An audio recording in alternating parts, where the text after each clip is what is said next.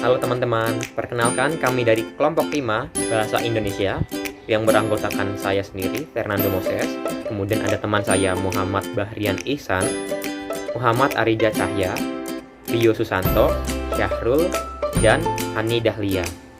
Pada kesempatan kali ini, kami akan menjelaskan mengenai video pembelajaran yang bermaterikan notasi ilmiah. Baik, saya akan menjelaskan pokok pembahasan pada kesempatan kali ini, yaitu mengenai footnote atau catatan kaki, keynote atau catatan perut, kemudian bibliografi atau daftar pustaka. Nah, footnote, keynote, dan bibliografi biasanya digunakan untuk mencantumkan sumber bacaan yang menjadi referensi dalam penulisan sebuah karangan ilmiah atau artikel.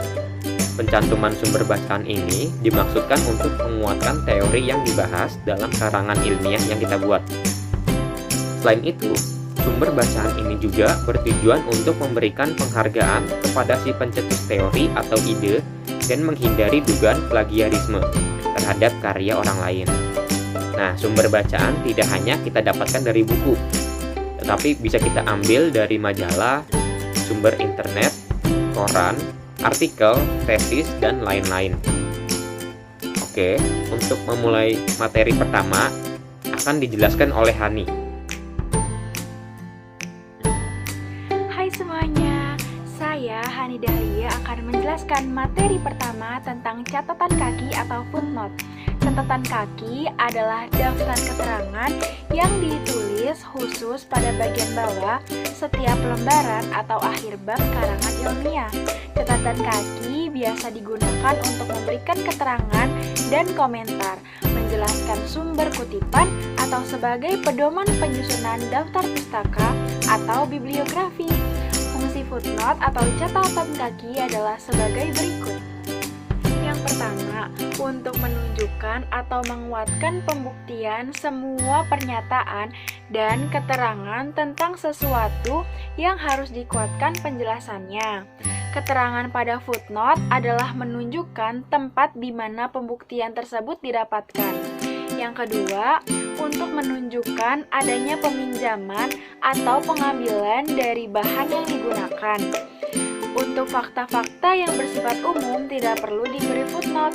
Yang ketiga, untuk memberikan keterangan atau petunjuk, misalnya untuk menunjukkan bahan dalam lampiran atau persoalan-persoalan yang sudah dibahas dalam halaman, subbab, atau bab dalam karya ilmiah yang bersangkutan.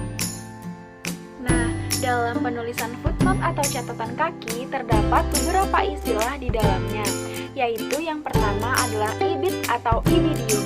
Ibidium digunakan selama sumber referensi tepat sama dengan yang di atas dan tidak ada selingan referensi apapun. Ibidium dapat digunakan apabila halaman sumber referensi berbeda. Yang kedua, loksit atau lokositati digunakan apabila sumber referensi sudah pernah digunakan sebelumnya, tetapi terdapat selingan referensi lainnya. Dan yang terakhir atau yang ketiga adalah opsit atau opresitati, digunakan apabila sumber referensi sudah pernah digunakan sebelumnya, terdapat selingan referensi lainnya, tetapi halamannya berbeda. Lalu materi selanjutnya akan dijelaskan oleh rekan saya Muhammad Ariza. Halo teman-teman, perkenalkan saya Muhammad Arija Cahya yang akan melanjutkan materi yang Hani berikan sebelumnya. Pada kesempatan kali ini, saya akan membahas mengenai cara menulis footnote atau catatan kaki. Menulis sumber acuan dalam catatan kaki juga tergantung pada gaya penulisan APA, MLA, atau Chicago, dan lain-lain. Jadi sebelum Anda menulis catatan kaki, perlu Anda ketahui terlebih dahulu pedoman penulisan teknis yang akan digunakan dalam tulisan Anda. Biasanya, catatan kaki akan banyak digunakan dalam gaya penulisan Chicago untuk mengganti kutipan dalam badan teks. Berikut beberapa ketentuan cara penulisan footnote atau catatan kaki. Yang pertama, catatan kaki berada di bagian bawah halaman. Letaknya dipisahkan dengan garis yang panjangnya 14 karakter dari margin kiri dan 4 spasi dari teks. Yang kedua, catatan kaki diberi nomor. Yang ketiga, nama pengarang dari sumber tidak dibalik, baik nama asing ataupun nama Indonesia. Yang keempat, Jika sumber berupa buku, majalah, atau koran, dan ditulis oleh 2 atau 3 orang, maka semua penulis ditulis semua. Yang kelima, pengarang yang jumlahnya lebih dari 3 orang bisa ditulis nama pengarang pertama dalam catatan kaki diikuti DKK atau AL. Nah, yang terakhir, pangkat dan gelar tidak ditulis, kecuali gelar kebangsawanan yang memang menjadi bagian dari nama. Selanjutnya, saya akan memberikan salah satu contoh footnote atau catatan kaki yang didapatkan dari buku seperti berikut ini.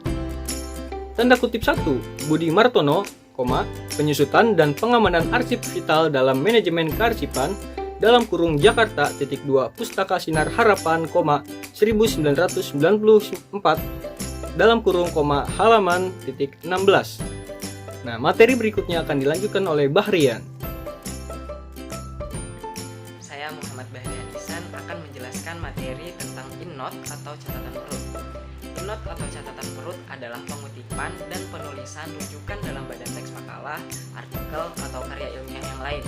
Tata pengutipan jenis ini juga banyak digunakan di Indonesia. Berdasarkan penggunaannya, EndNote atau catatan perut juga dibagi menjadi 2, yaitu kutipan langsung dan kutipan tidak langsung. Yang pertama, kita akan membahas tentang kutipan langsung. Kutipan langsung adalah jenis kutipan yang harus sama dengan aslinya, baik tentang susunan katanya, ejaannya, maupun tanda bacanya. Hal-hal yang perlu diperhatikan selama menulis kutipan langsung antara lain, yang pertama, kutipan tidak dipisahkan dari teks atau harus menyatu dengan teks. Yang kedua, kutipan harus diawali dan diakhiri dengan tanda kutip. Nah, berikut adalah contoh dari kutipan langsung. Bagi sebuah kekuasaan resmi negara, salah satu representasi ideologi yang penting terwujud dalam pidato dan pernyataan-pernyataan para penyelenggara kekuasaan negara tersebut secara khusus adalah seorang presiden ataupun raja yang berkuasa. Hart pada tahun 1967 halaman 61 mengatakan, "The symbolic dimensions of politic speech making for president is a political act, the mechanism for wielding power." Nah, yang kedua adalah kutipan tidak langsung. Kutipan tidak langsung adalah kutipan yang mengambil intisari atau ide pokoknya saja, kemudian penulis menggunakan bahasanya sendiri dalam mengemukakannya seakan-akan menjadi pendapat si penulis. Nah, hal-hal yang perlu diperhatikan selama menulis kutipan tidak langsung antara lain, yang pertama, kutipan tidak dipisahkan dari teks, tetap menyatu dengan teks, dan yang kedua, kutipan tidak boleh menggunakan tanda kutip. Nah, berikut adalah contoh kutipan tidak langsung. Media bukanlah sarana netral yang menampilkan berbagai ideologi dan kelompok apa adanya. Media adalah subjek yang lengkap dengan pandangan, kepentingan, serta keberpihakan ideologisnya. Janet Wollacott dan David Barrett menegaskan pandangan para teoritis Marxis bahwa ideologi yang dominanlah yang akan tampil dalam pemberitaan. Dalam kurung Wollacott 1982-2 109, Barat, 1994-2 51-52. Media berpihak pada kelompok dominan, menyebarkan ideologi mereka sekaligus mengontrol dan memarginalkan wacana dan ideologi kelompok-kelompok lain. Nah, materi berikutnya akan dilanjutkan oleh Rio Susanto. Halo teman-teman, perkenalkan, saya Rio Susanto dan di sini saya akan menjelaskan materi tentang daftar pustaka. Daftar pustaka adalah daftar yang berisi buku, artikel, dokumen, dan segenap perpustakaan lainnya yang digunakan dalam menyusun sebuah tulisan ilmiah.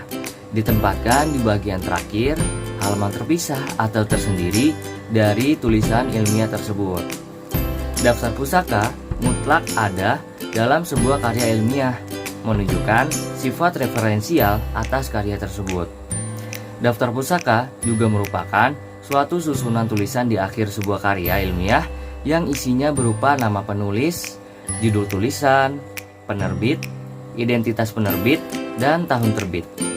Daftar pustaka ini digunakan sebagai sumber atau rujukan seorang penulis dalam berkarya. Tujuan utama dari daftar pustaka ini adalah untuk menunjukkan bahwa suatu tulisan atau karya ilmiah tidak hanya dibuat berdasarkan pemikiran orisinal seorang penulisnya saja, tetapi juga mendapat rujukan yang banyak dari berbagai pemikiran orang-orang lainnya. Adapun manfaatnya yaitu untuk mengarahkan pembaca suatu tulisan atau karya ilmiah ke rujukan-rujukan lain yang terkait dengan pembahasan di dalam tulisannya maupun karya ilmiah itu.